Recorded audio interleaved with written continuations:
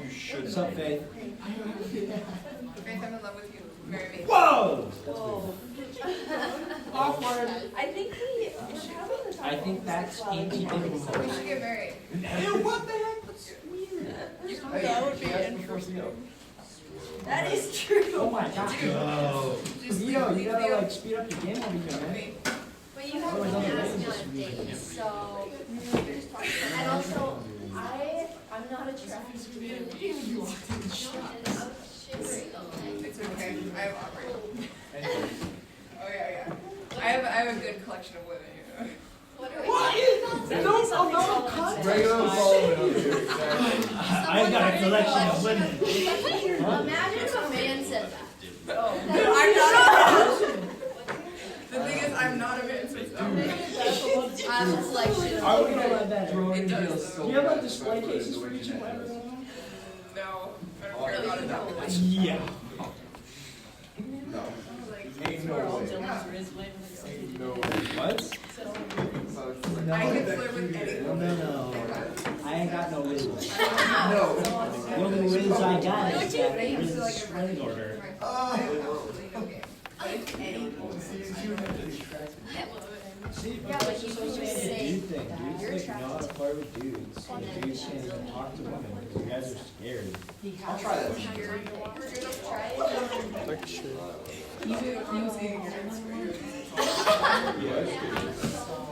And we've said that we can't say there's not good options. Exactly. Right, Dylan? You can't say there's not good options. Can't say there's not. No. What do you mean? There are some. Yeah. There are no good options for me. There is no one that I should sit with. Have you tried? That's great. Are you attracted to me? For being honest? No, I'm okay. You know, so he's already like, actually, I believe in you. And I'm like, they're going to set me up. I'm like saying that first. Did you know that there's churches in other countries? I'm not saying there's no good guys. I'm saying there's no. I asked why you would have a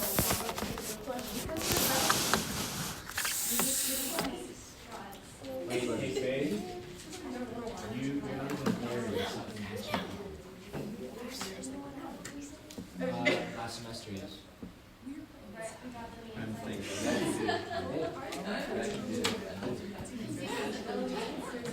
No.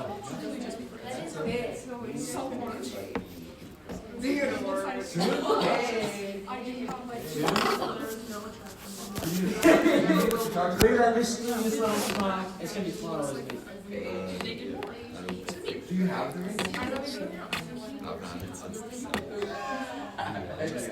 So all you have to do is like hop on with me, and if you're quick enough, you can do it. I know you do have that run. Alright, so grab the doors. There's no rush. Oh, look at this fine young gentleman. Oh, there's actually quite easy. I am so black with doors. It's whatever. It's whatever.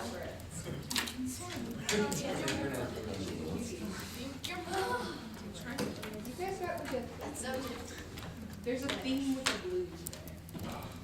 Huh? Blue? It's okay. There's a blue theme going on. I've seen so many people on campus wearing blue. Because we saw Superman yesterday. And today. Okay, definitely blue. We get Superman and Kent. Clark Kent. Michael Kent. Alright, I'm not seeing Sam, Basketball. they went away? Yeah. Oh, Sam. Oh, okay, so Emma does that too. And And Dennis plays too? No, I just. Danny. He's just late. I know he did. No, he hasn't been. I haven't seen her today. Nobody seen him? No. Haven't seen her. Alright. Where did basketball go, do we know? Button. Button. Quite a track. Yeah. Would be answer. Alright, there's the blue guys. That's it. There's like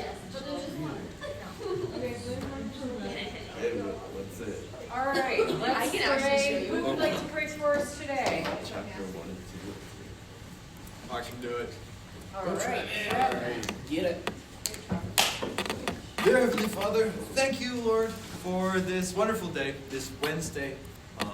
Thank you for helping us to last a week back from starting classes again, and thank you for the amazing start to this semester, Lord, this spring semester.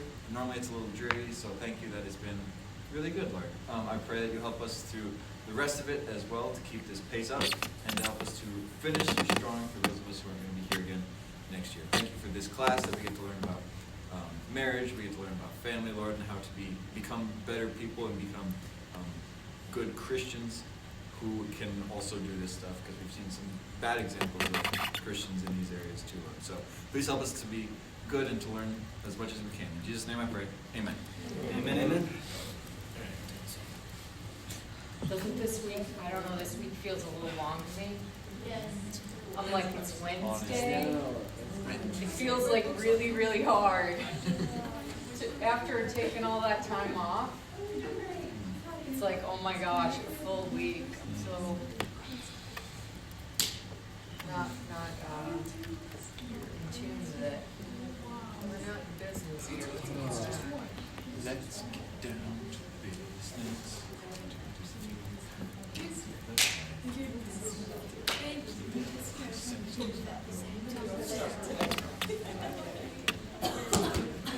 All right, we've got plans tomorrow for some people to present. The projects coming in so far are looking really good. And one thing that I didn't say is that you can hand in things late. All right, if you do so, it would be 2% off for every single day that it's late, but it's not, 2%'s not the end of the world. All right, so if you can't get it, that's what the lateness policy is. And so everything will be due by the time class starts tomorrow. All right? Okay, so we were doing dating.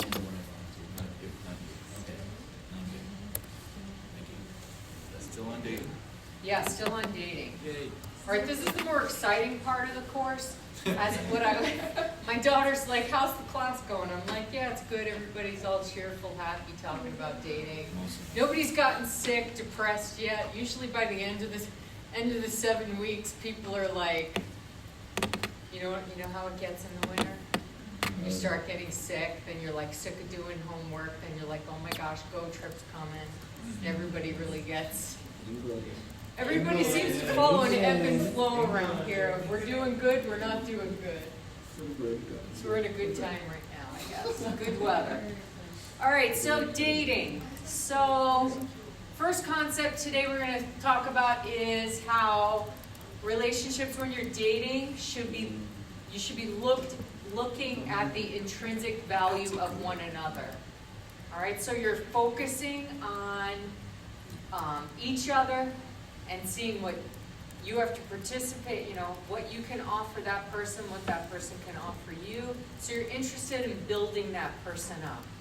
So you shouldn't be thinking just about yourself, obviously. You think about the other person. And you guys, you know this, but it's always a reminder that you have to give yourselves to remember that it's not just about meeting my needs and the things that I want, it's about trying to meet the other person's needs. All right, next concept has more to do about what happens with engaged couples. All right, so when couples frequently become engaged, they focus way more on the wedding plans than the actual preparation for marriage. Everybody falls into this trap. All right, so when the engagement happens, planning a wedding is a pain in the rear. There's some people that you might enjoy planning things and enjoy some certain aspects of it, but there's a lot of work involved in it. All right, so it can take up a lot of time and a lot of energy in an engaged couple's life. All right, so when you get to the point in a relationship where you choose to get engaged, keep it in mind that during the engagement you got to focus on prepping for the actual marriage. That's actually the main deal. All right, it's not about, the color of the dresses or those things. You can focus on that a bit, but you have to focus on the main issues. All right, so we're going to look at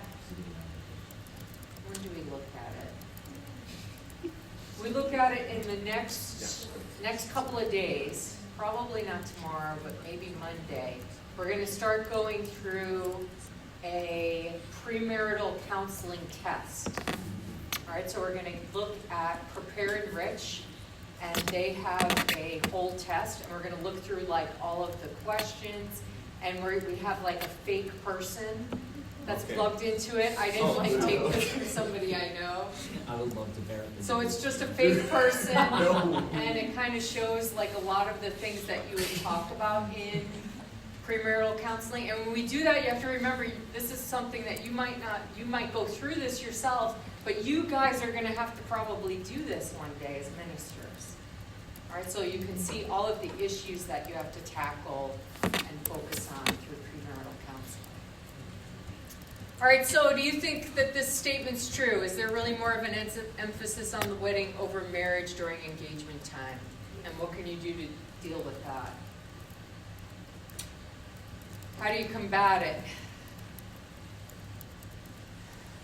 He's feeling real sure. I don't know, this is like weird. I feel like yes, there is an emphasis more on the wedding, but I also feel like that's kind of decreasing over time because I hear a lot more of like people doing like really small weddings, or they just go get what's the word? Eloped. Yeah. Eloped. Instead of just and then maybe doing something later on. But it almost seems like over time now, like the actual wedding itself is kind of doesn't quite have the emphasis that it used to. Okay, for some people, how many people say I want to have a traditional sort of wedding? All right, so it is more. Did you have a traditional sort of wedding? It was an elopement, but we kept adding people, so it was kind of like a little. An elopement where you add people, so it's like a party together. So we'll call that in the category of simple, super simple. All right, so things that you could do to remedy this is, first of all, be conscious of it. All right, take seriously doing premarital counseling, learning things from other people, learning stuff about marriage, developing the relationship. And also, I would say guard against making a wedding. I think there's a temptation for a lot of girls to see a lot of images of what weddings should look like, and there's a lot of competition even amongst girls to try to compete to have the best wedding or to make it look the best, to do this or to do that. So guard against that temptation of trying to have this great wedding, and then you'll probably be happier in the end. Any other thoughts about wedding planning?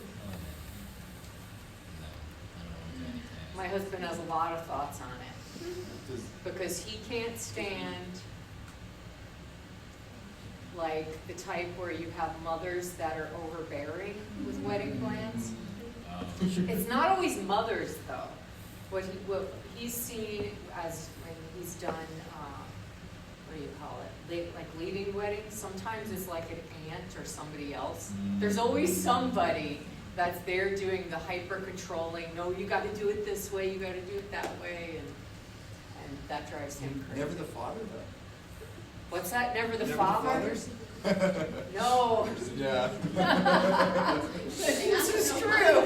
It's never the father. No. All right, what could the church do to help singles interested in dating, finding spouses? So what are some things that could be done, or what's been done badly in this area? What's been done badly? A kissing booth. Oh my God. Oh my God! No way. Did you say that? Yeah, I was joking. Oh. All right, add a kissing booth. Hold on. Kissing booth to raise money for missions. Fun money. But like, how's that help me speed the light? Okay. Man, it just keeps getting more and more. All right, Jeanette, what do you think? My church once did a speed dating thing with like McDonald's. They had McDonald's on the Really? like rotated, just eating together. It was Okay. kind of crazy. It was How many of you like this concept of speed dating? No. I actually think it's pretty cool. Like, I think if you have like an uncommitted sort of thing where you go sit down, talk to someone, talk to the next person, I think it's pretty Yeah, but what if you're awkward and you like can't do small talk? You just gotta smile at them. Then word. Bring the script, bro. It takes skill. You have to learn skill of talking to multiple people. You go through one at a time all around. And then in the end, I don't know, you decide you like somebody, you decide not, then you do the real dating thing. All right, so any other things Speed dating straight to that you marriage. could think of where it could be helpful or unhelpful? I don't know if the church should necessarily be involved with trying to pair up single. Okay, No. hold on. I hate, man, I got ops everywhere. Anyway, I don't know. I'm just not a huge fan of like I don't like it when people ship each other, like, and that might be a personal thing, but I think maybe instead of like trying to like ship them together, why is everyone laughing? I'm in agreement with you, man. Keep talking. Thank you. Okay. Maybe there could be something, and like I don't know, it would just be Some really people awkward. are just so hard-headed though. I know, but They're like, really, what if really like there was hard-headed some and way they to need help. equip singles? Do they need help, or rather do you than want to pairing help them up? them? Maybe they don't need help, you're right. Well, I give up. I give up. You can Yeah, help, but like, but what if just there's let them maybe if ask. there's something to like equip them? I guess. Oh well, that's the question anyway. So, but yeah, like equip them so that they can go out and figure whatever out. And then if they need like, hey Okay. pastor, I need your help. You got someone in mind? Then, like, Maybe, yeah, but- okay. And support and mentor. Yeah. Theo, you have an There you go. opinion? We're Theo out. never says anything. Nope. Okay, Avalon, what do you I think? completely disagree with Dylan. I think his idea was awful. No, it's just I I'm do listening. disagree because I think like as someone who's gone to like a public high school, like wherever you are gonna go, people are gonna give you their opinions. They're gonna ship you like whatever. My whole life I've had to deal with it, and when I got to the point of I really don't care what anyone else thinks, and I'm gonna like listen to the people I choose. I mean, Professor Thurber was the one that was like, oh, you should talk to Abram. So like, choose the people that you want to listen to. You have that one figured out over the summer. I know. So like, you get to choose who you listen to, and just let the voices be voices, if that makes sense. And the church should have wise people like the Thurbers who give great advice. Thanks. So yeah, that's There you go, Dylan. I could get behind something like that. Like if you actually like, hey, I need some help. Like, sure. I'm just really hard-headed, and I don't. Oh, a lot it makes of me people are. uncomfortable. A lot of people feel that way, I would say. Yeah, and it just makes me They don't uncomfortable want- too. I'm not gonna Yeah, lie. It's just- they're uncomfortable with Yeah. I think it depends on the person. it. Okay. One issue could just be that people aren't willing to talk to the opposite gender. Yes. So it could just be a group thing where they get to know each other. Right. Or, Group dating. Right, or it's right. like a party or something. or- Okay, so an informal speed dating. Not like a speed dating. I'm not saying that it's but it's just informal. You're getting to know multiple people, mingling in some, I don't know, some way. Is that what you mean? Kind of. Kind of? Or it could be like the church members could like introduce their Okay. son or daughter to other people. Like just like, you know, it could just be interacting, like encouraging Right. interaction. As long as they'd be comfortable with that. Because some people would hate it. All right. Sure. We like this topic. Yeah. Church dances. No way, bro. Sounds like Jesus loved me. Like, And then you can't just play. All right, we digress. All right, one more comment on this. My thought is that should the church be involved with this, if their main mission is just to reach the unbelievers, would this be something that distracts us and once again makes us focus inward instead of outward? Well, it could be you're caring for the people that are, if you want to express it that way, that you're caring about them, trying to help them, if that's something they want. Okay. So, yeah. But yeah, it's inward focus, but church should be mainly about, I feel like it's discipleship is a huge thing. Well, you could say discipleship, worship, evangelism are primary things, but discipleship's a huge part of it. Maybe it would fall into a category like that. where you're somehow taking care of the person, teaching them, leading them.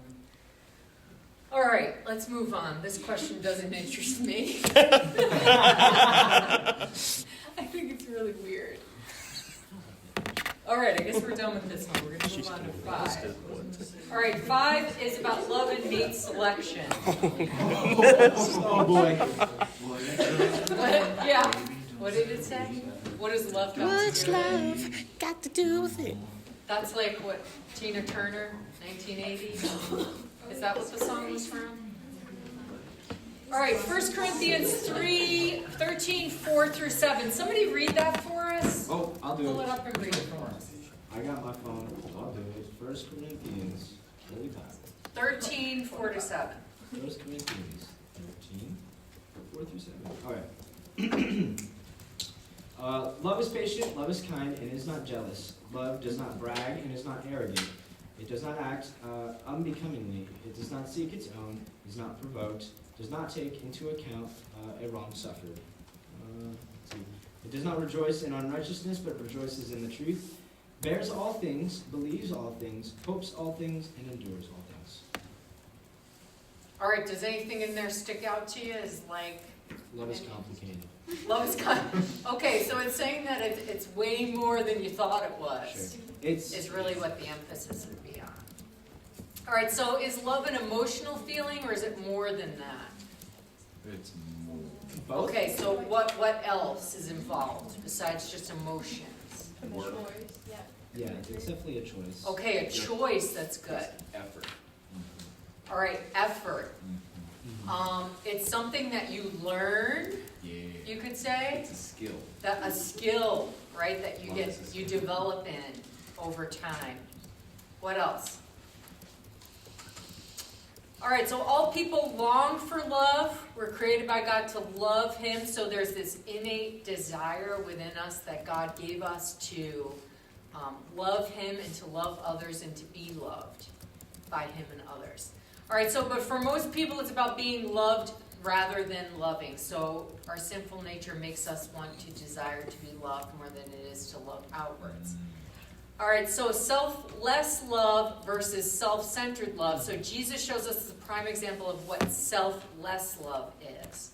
And remember when we looked at Ephesians and we talked about how husbands had to love their wives in such a way that it was laying down their life as Christ laid down His life for the church. So that's the prime example of you're laying down your own desires so that the other person prospers, the other person does well. All right, so it's denying of oneself so that the other person can do well. All right, so here are different words to describe love. All right, so from the ancient Greek.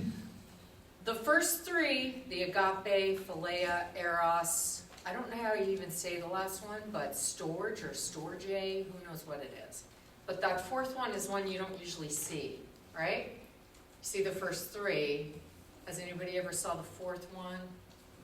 Not really, it's not emphasized as much. All right, so there's 4 different words. All right, so when the Bible uses the word love, it uses a different word for it to explain it in a different way. So the first one would be agape, so unconditional love. All right, so this is selfless love that's personified in commitment. So there's emphasis on that it doesn't go away, it stays there. It's without conditions. Then philia, so love which characterizes friendship. So through friendship, we see it personified in intimacy. So spending time together, being connected. Talks about relationship, knowing each other. All right, then eros is a love which exemplifies as romance and physical desire. So it's personified in passion.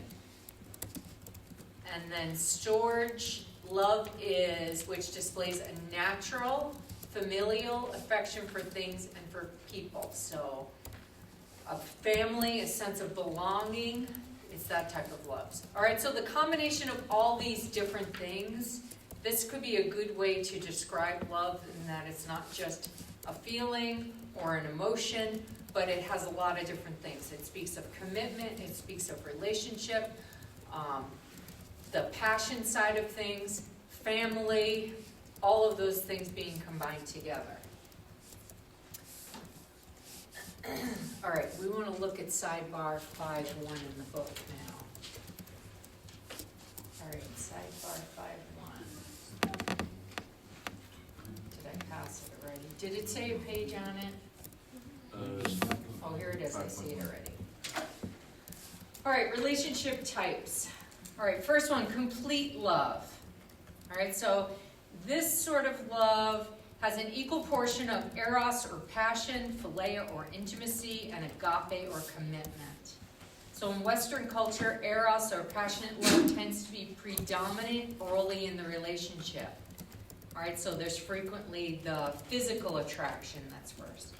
With philia or intimacy entering next, so as you get to know them, you're more emotionally connected, and then agape or commitment following. All right, so there'd be saying eros, philia, agape coming after that. In Christian relationships, it's important for the atmosphere of commitment to precede passion and intimacy, allowing both to grow in equal proportions prior to marriage. So what do we think of that? Should Christian relationships first have this concept of commitment prior to passion and intimacy? Do we agree with that? That kind of sounds like from what we were talking about yesterday with the having fun with dating, it kind of sounds like the opposite. Right, it sounds like, yeah. Okay, so I think that we could say that your intention should be made clear when you're in a relationship with one another. You know, whether, how serious you are about it. Sometimes you can gauge that, though, when you're just in a dating relationship, that it just seems to like it's just fun, it's not serious. But I don't think you have to have a full sense of commitment before dating every single person. All right, so this would probably be speaking of something that's a relationship that's on a more advanced level, or people are more serious about it in the first place. Then I could see how having some level of commitment needs to be there before you can really get close to one another through physical and emotional sort of ways, and let that grow. All right, self-giving love is high in agape or commitment. This is seen more commonly in other cultures and in arranged marriages. So like a decision is being made to love another person, and that comes first. Cultural constraints tend to fuse these relationships together. So in a case where you have arranged marriages, are there still arranged marriages throughout the world? Yeah. The world, yes. All right, so does anyone know any particular place where it's still done? Probably India. India. Did you guys see that when you were in India? Did they talk about that at all? I mean, just some people trying to arrange marriage for a few of us, but... Oh, you almost came home with somebody. Honestly, they were like, hey, if you say the word and we'll find you a wife. Oh, seriously? Yeah. Oh, that's interesting. Did you say So the word? it's still a pretty common concept. I was undercover. Oh, that's right, because PYB, yeah. All right, so this is let's see. While intimacy and passion may develop in the relationship, they are not necessary to keep a relationship together. All right, so if you do live in a society where, this is the way it's done, you have this sense of commitment from the beginning. So it's kind of hard for us to understand because it seems somewhat backward to the way we do things. All right, friendship love is higher in philia or intimacy. So rarely does friendship alone lead to marriage. However, it is an essential component of a good relationship. So you should definitely marry the person that you consider your best friend. They should be, close to you. Many husbands or wives describe their partners as their best friends, indicating the importance of emotional companionship. A marriage based strongly on friendship may face challenges to the development of passion. All right, so people getting married that have really no sense of being physically attracted. I don't know if this is a huge issue if many people do this. I'm sure that maybe people do decide to get married, maybe because it's a decision that they get along really well and there's no physical attraction, but it's probably not something that happens too often. All right, infatuation love is high in eros or passion. Many times people describe an immediate passion and sexual interest in another person. This can lead to a hasty marriage, which usually doesn't last, because the other necessary elements of maintenance of a relationship fail to grow and develop. So fortunately, most relationships that are predominantly based on passion burn themselves out before the marriage even begins to take place. All right, so holding all things in balance. So basically, complete love has an equal portion, you could say, of passion, intimacy, and commitment. All of those things together. All right, so self-giving love is high in commitment. So that aspect of it, so you can think about it as like maybe a triangle. And then friendship love, high in intimacy. Infatuation love, high in passion. All right, so the goal would be to have a relationship that is a complete sense of all those things in all equal portions. All right, so a lot of relationships that I guess we see is probably more on the side of the infatuation one. It's probably more common in our culture to see that than you would see relationships based just on friendship or self-giving. Especially in television. Yeah. Would we agree with that? I hate hallmarks. What did he say? Bro, he said he hates hallmarks. I'm sorry. I hate Hates hallmarks. Hallmarks. I can't. You can't do it? I'm not missing. Yeah, that's what I thought. Yeah. The part, you mean like Hallmark movies? Yeah. Okay, the part of the thing about Hallmark movies is this. Is if you need a good laugh, Yeah. that's what it's about. You have to take the view of this as a comedy.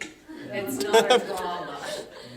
I don't know They're if just I so could do hilarious. Yeah. Well, because like most other people that I'm watching with, like my grandma, is like, oh my goodness, this is so cute. I'm just like, ew, like that Oh, I doesn't don't even feel make that way. I sense. think they're just funny. Ew, like, I don't know. You can like. All right, what so you want. passion and intimacy usually develop early in relationships, and over time, commitment follows. All right, so basically, what we'd want to say is that you wouldn't want to be too close on the passion intimacy side without thinking towards commitment, of it being somewhere in on your radar. All right, so in Christian relationships, it's important for an atmosphere of commitment to precede passion and intimacy to some level, allowing them to grow over marriage. Didn't we just see that on the last page? No. I feel like we already read that once, but whatever. All right, what is love? Romantic love. All right, so mate selection in modern Western society is predominantly based on romantic love. So in early America, we have economic factors. When we were looking at the history thing, how there is just the need for getting together to produce things, to run the farm, take care of the family. So there's other motivations for being married in the first place. But basically now we'd say it's based on romance. All right, so we remember that love is not just about being loved, but loving is a skill that we need to learn and practice. All right, so it's a decision and a skill that you keep working on.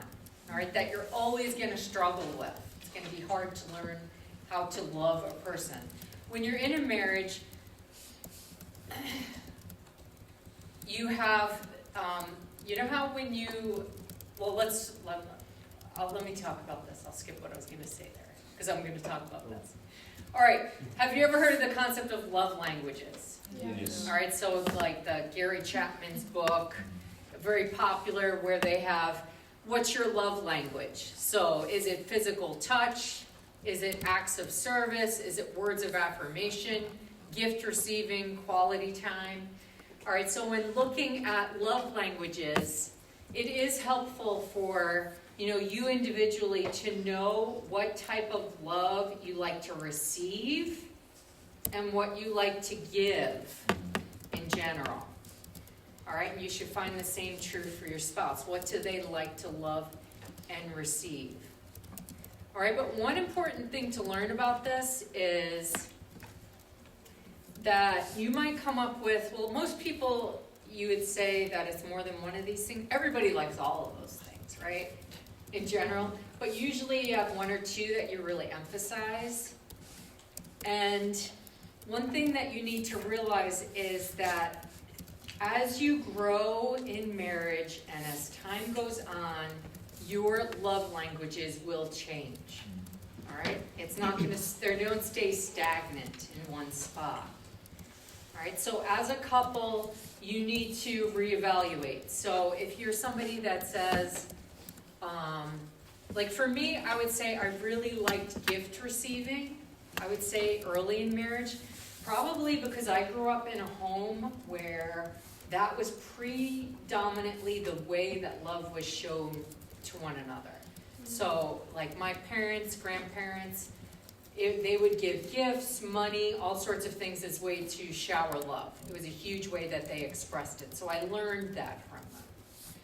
And so it became something that I liked.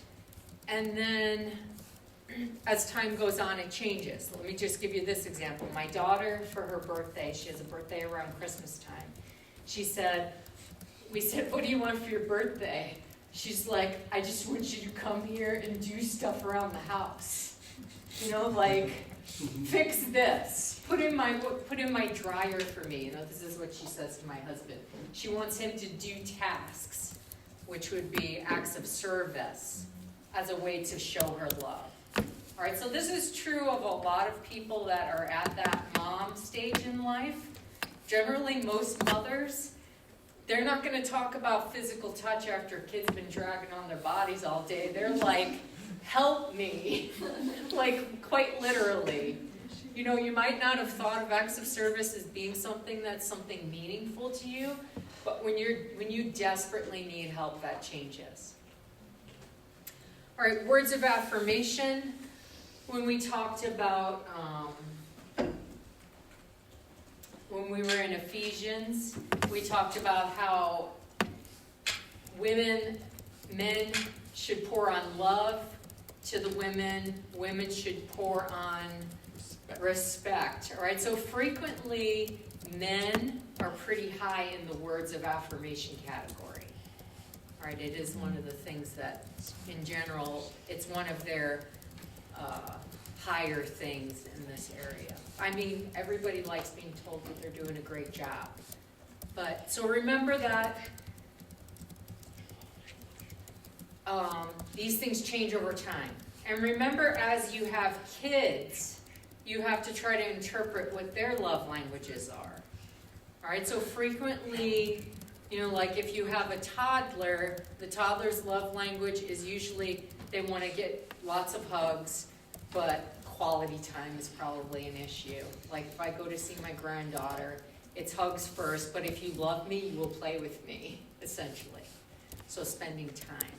All right, so think of it in relationship of not just romantic relationships, but relationships that you have with all sorts of people. People think a certain way, receive love a certain way, and you might need to try to figure, if you can't discern what it is, you might need to ask, how do you like to be loved? Or, you know, is this working for you the way it is? All right, any thoughts on love languages? All right.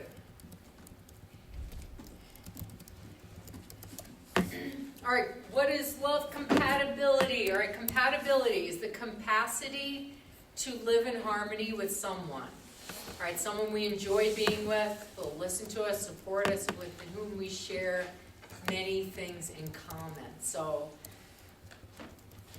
love should be more than just compatibility. Instead of compatibility, we need to focus on the process of commitment. All right, so that's mainly saying that just because you're not 100% compatible with somebody doesn't mean that you can't be committed to them. So if you're in a relationship where you have married someone and then you're like, oh my gosh, maybe we weren't really compatible, it's too late, right? So you have to focus more on the side of being committed to that person. So commitment is bigger It's the bigger decision than compatibility is. It's a lesser consideration in a relationship. So compatibility is something you have, it's something you make. So it's a choice that you can choose to be compatible with someone. It's a disposition, attitude, or a willingness to work. All right, so with this concept of compatibility, it brings up the concept of, should we choose spouses who are opposite or similar to us?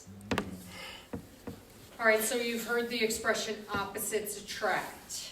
All right, how many of you would say, I like people that are the opposite of me? All right, so a lot opposite. How many say, I like people that are more like my style? Less? See, I like people that are more like me than I like Oh, opposites. sorry, I thought you said that. My bad. Yeah, I prefer people that are more like me and more similar. All right, so what are some ways spouses are opposite and similar? Like, what are we talking about when we talk about opposites? What sort of things are we talking about? Yeah. Male and female. Okay, male and female. All right, what is? Yeah. All of you always say the same. Male and female and all I was that thinking the encompasses exact same female. Okay. I suppose one of the easiest ones people hear all the time is introverted and extroverted. Great, that's it. All right, so that's the big one, is introvert or extrovert. All right, so more people are probably fall into the level of being introverted in general. Now there's varying degrees of being introverted. It could be very introverted or less or so forth. And then extrovert. All right, when you put together an introvert and an introvert in a relationship, what are some of the negatives you could see coming from that?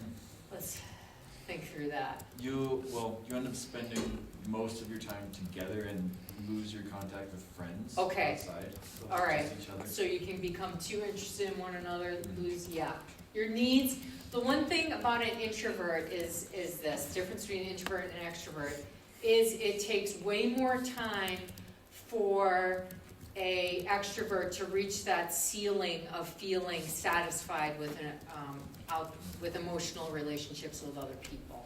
All right, so an introvert, the ceiling, you hit it sooner. The extrovert, they need way more of it to get up there. All right, so it's actually kind of annoying for them. It's hard. Okay.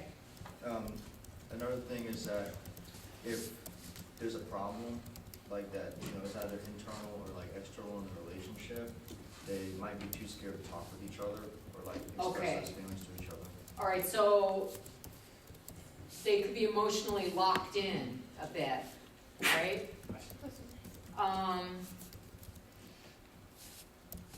Good things, people who are alike in the way that they're both introverts, what would be some of the good things?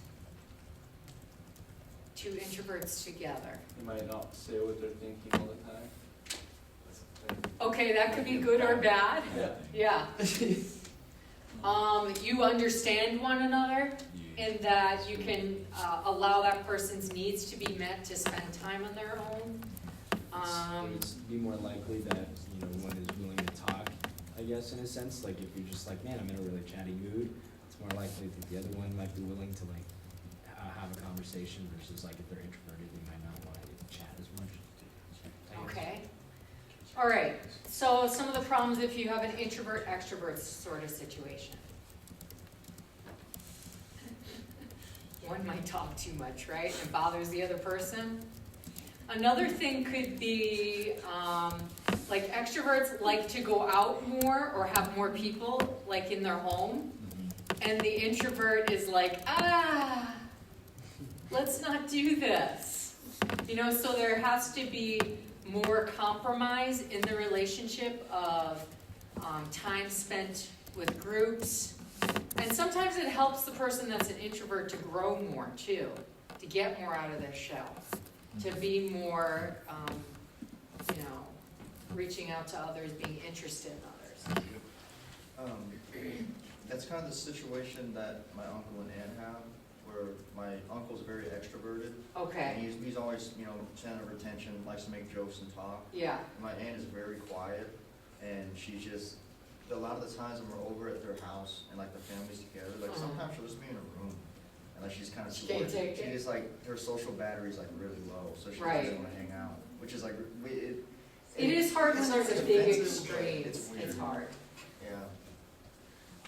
I think that when you start a new marriage and people are newlyweds, and if they are polar opposites in this area, there is more adjustment. All right, so if you're both, there aren't too many couples where both people are extroverted. You don't see that as much. But I guess if you're both introverted, or if you're opposite, let's put it that way, can be more arguments and more adjustments to getting used to that. All right, to being used to the way the person acts and does things. I know that my oldest son married an extrovert, and he's very introverted. And she probably helped develop his ability to like to interact with others more. And she encouraged him to have more people, you know, come into their home, do more things. So it's positive, but it's an adjustment to learn how to do that. All right, so you should be sensitive to that. If you're an extrovert, the person's an introvert. Be sensitive to the fact that the introvert needs time, and then be sensitive to the fact that the extrovert needs more social interaction, probably outside of you two, to get that ceiling met. All right, other things could be not only introversion and extroversion, but it could be interests, hobbies. All right, in my house, my husband and I are both runners, so we've both liked doing that together. He's a hunter. I wasn't a hunter. You know, I came from New York City, and the first time I went to the farm, and it was like eye-opening to me how if there was a squirrel, they'd all start screaming, flying out the door, shooting guns, you know, trying to kill any living squirrel, or like, there's a pigeon, and you know, like we got to annihilate this thing from the land. And I was just like, this is so weird. So it was an adjustment for me, but then I made the decision, okay, I'll take hunter safety, I'll go out doing the hunting. And so I've shot my own deer. I don't really like shooting the things, but I do go out hunting with everybody, and I like it, because I like to be outdoors mainly. But I go out with them, and now I butcher my own deer. I hack it all. I butcher 2 whole deer all by myself. That's right. I come from New York City girl to butchering a deer on my kitchen counter. All right, so it can be a choice to try to participate in liking that person's interests. All right? But if you have very varied things, there are some things that my husband likes to do that maybe I don't, which I don't know, I can't think of. Like the massive random stuff in the basement. That's just, you mean hoarding? Hoarding. Okay, hoarding isn't a hobby. That's when you just give him It's a trait. It's a trait.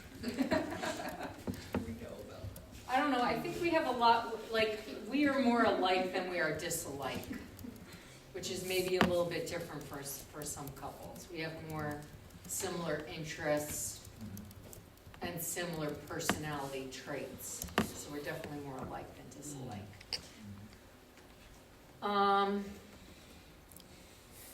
All right, so just realize that the first year is a huge adjustment when it comes to similarities and dissimilarities.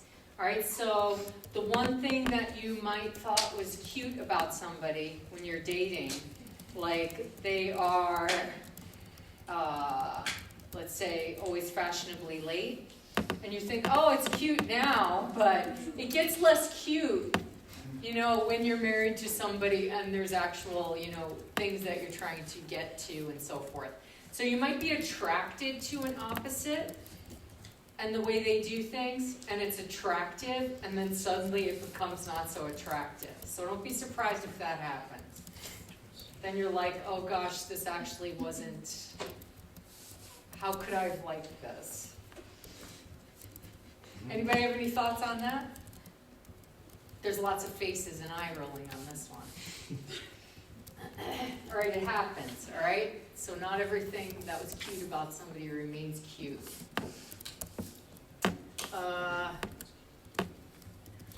So you don't have to choose somebody that's like you in every area. You can, do what you want with this. One thing that I would say is a bit of a deal breaker is the choosing somebody that likes to spend a lot of money. Spenders, that's a tough one. Like, you don't want to choose somebody of a saver and then a spender, and you actually go out and look for somebody that's a spender. That's a trait that's probably you could see as a negative.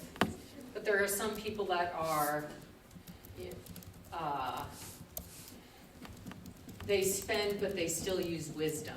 But you'd have to be careful with that. All right, any other thoughts on similar traits, dissimilar? You have a thought? I guess with like compatibility, I think something has to go for being in like previous relationships and then going into new ones as well, because like you can be compatible with like, let's say, similar people, and then like you meet somebody that's also similar to that person, and because maybe you had a bad experience with that person, you don't want to find any of those qualities anymore in like your next partner. So if you come from like a toxic relationship, and then all of those habits go into your brain, you're used to it, and then you get into a healthy relationship with somebody that you are compatible with, sometimes that can ruin that compatibility because you don't know how to love somebody. Interesting, yeah. So you have to like evaluate it and say, oh, you have to separate it from the person. Yeah, and you have to like work on yourself realistically, because a lot of, like if you do come from a toxic relationship into a healthy one, you don't know how to communicate the correct way, and you don't know how to solve problems, and that's a lot of more communicating than both people are probably used to, and a lot of that ends up with the person that's leaving the toxic relationship hurting the healthy person. Okay, good thought. Yeah. I think compatibility is good, but also like from experience where my parents they didn't really do like marriage and counseling because it wasn't really a thing when they It wasn't a thing back then, and so yeah. they got married, and at first they thought it was really easy, and then they started finding out there were like a lot of things that they were fighting about, and so they started doing like this counseling and stuff, and they found out that they are polar opposites on every single thing, and they are the worst people that they possibly could be for each other. Really? And so, like, compatibility wise, like, it is the worst possible for both of them. And so they argue on a lot of stuff, but they argue in the right way. Okay. And they do in a way that they're never harming the other person. It's always very much like we're in this together, and so it is more of the commitment part is more prevalent from what I've seen than the compatibility, because like you can tell like just from living in the house with them that they are not compatible people, but they make it work because they made the decision of like that's pretty cool. We're in it for life, and so. So you have to, when you're in a relationship like that, it really forces you to grow probably more than if you were really similar in the way you think and act. That's interesting. Yeah, usually when you do, that's one of the benefits of this premarital counseling thing. It wasn't common, like when I got married, the pastor gave us like a front and back of a piece of paper that had like 4 questions on each side and said, fill this out and talk about it with each other, and that was it. There was never anything else. So, like tools that are available now where you have, like I recently did a premarital counseling thing with a couple that had big disagreements on things, like you're saying. And I was like, oh my gosh, and I said to my husband, should they even get married? And he's like, oh, it's fine. It's just they have to realize that these areas are, going to be a challenge for them because they're not on the same level. But most of the time in premarital counseling, you see things are mostly level in a lot of areas, and then there's just a few areas where it's bumped off a bit. And then you work with the couples through those particular areas, where it becomes areas where, you know, the couple always struggles in or has to keep working on. All right. All right, making love last. So over time, many couples believe they've lost the passion side of their relationship. They might say that they love their spouse, but they're not in love with them. All right, so this is a common thing. Have you guys ever heard of the concept of the 7-year itch? All right, so the 7-year itch is probably a common time, not saying that it has to be on the 7th anniversary, but it's somewhere around, you know, you've been married for a while. You know each other for a long time. And there could be a loss of passion, a loss of excitement. But what I frequently think it is there are so many distractions in life. By the time you get to your being married 7 years, you frequently have kids. You frequently have a mortgage. You've got a car, multiple dogs, and all sorts of things to take care of. Right? So it becomes something that life is more complicated. And working on the relationship then becomes more of a decision. All right, so you're not in the habit of doing that maybe early in the relationship because it comes easy. Like it's easy to focus on each other and grow together. But as time goes on and life happens, you have to make decisions to grow together.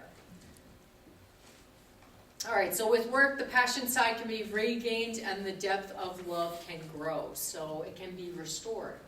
All right, so there's ebbs and flows to how you feel about your spouse over time. It could be completely normal. All right, to feel super connected, super passionate, have times where you don't feel that. So it would be normal to have a different, range. But with that whole, steady thought in your mind is, I'm committed to this person. I love them. I'm going to choose to like them, be interested in them. But realize that the emotions of it do go up and down, and it's normal. All right, so the most important factor would be the couple's commitment to each other, and it's the greatest indicator of whether the relationship's going to endure. So commitment is the rock solid center of it all. All right, let's look at story on 111.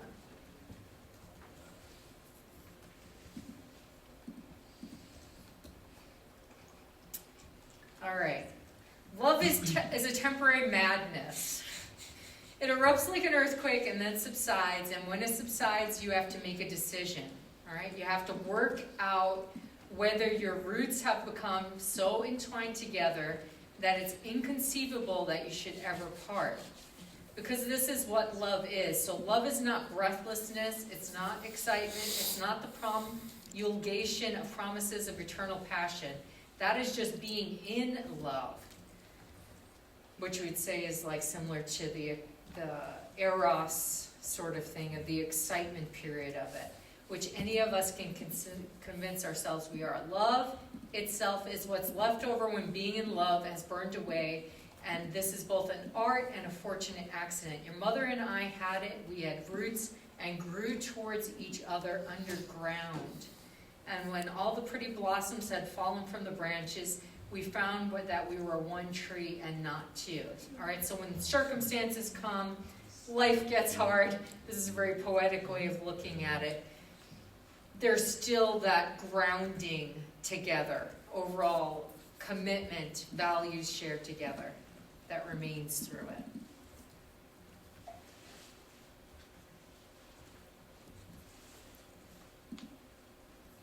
All right, theories of the developmental process. So why are we drawn to certain people and not to others?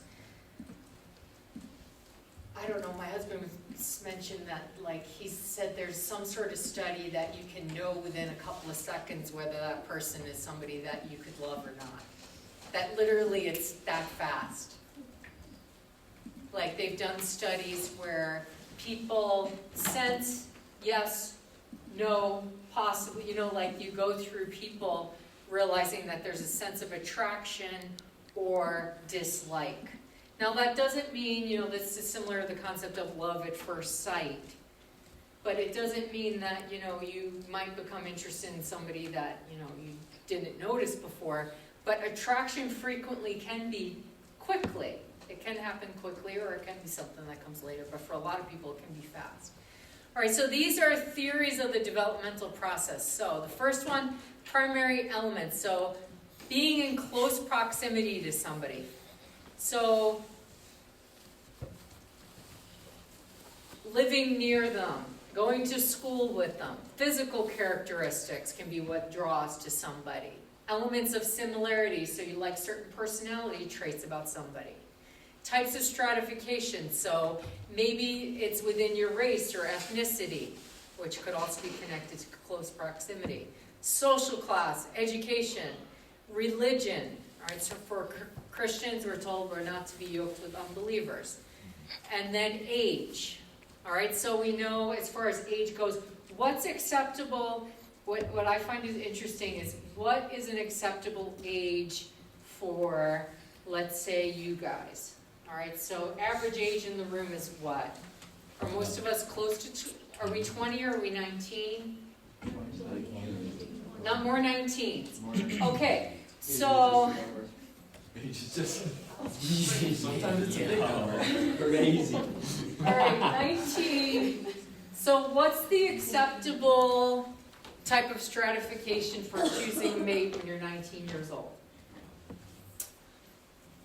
Depends. Is it over or under? When do you say that person's too young or that person's too old for me? Like, give me a number. Okay, we have to say older than 18. Okay, good. I guess so. Okay, 10 years. Which is annoying. Yeah.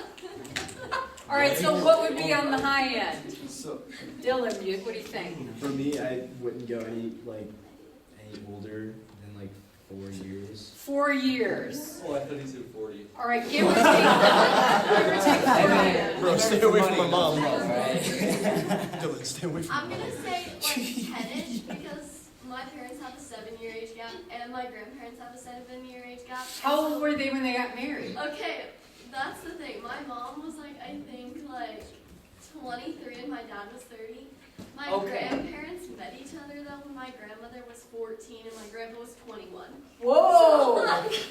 Yeah. But Okay. I'm my parents actually would have preferred me to pick someone way older just because that's what they're familiar with. Okay, that's what they're used So to me, I'm Interesting. comfortable with that idea, not that I feel forced to Okay.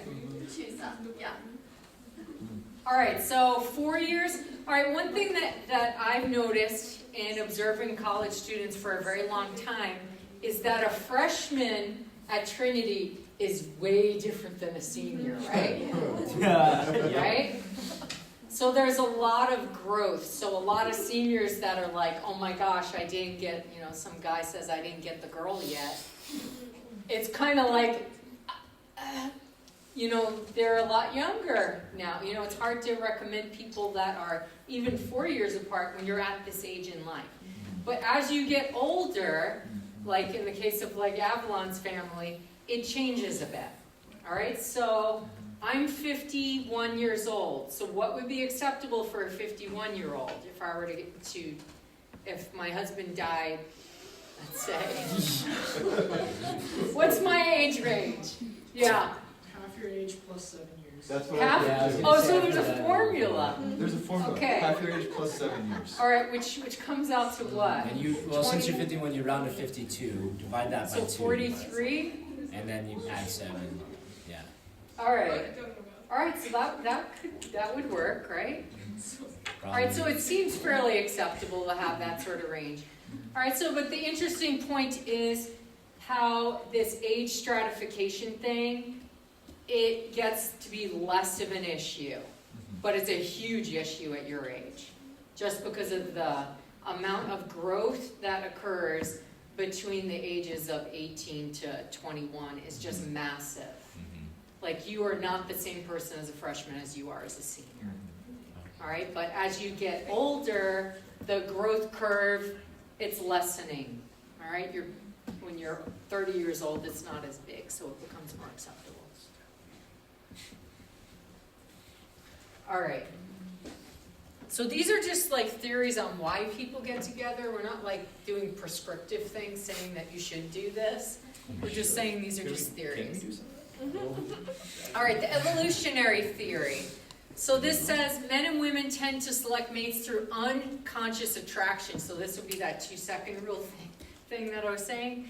To qualities of fitness for bearing children and continuing the species.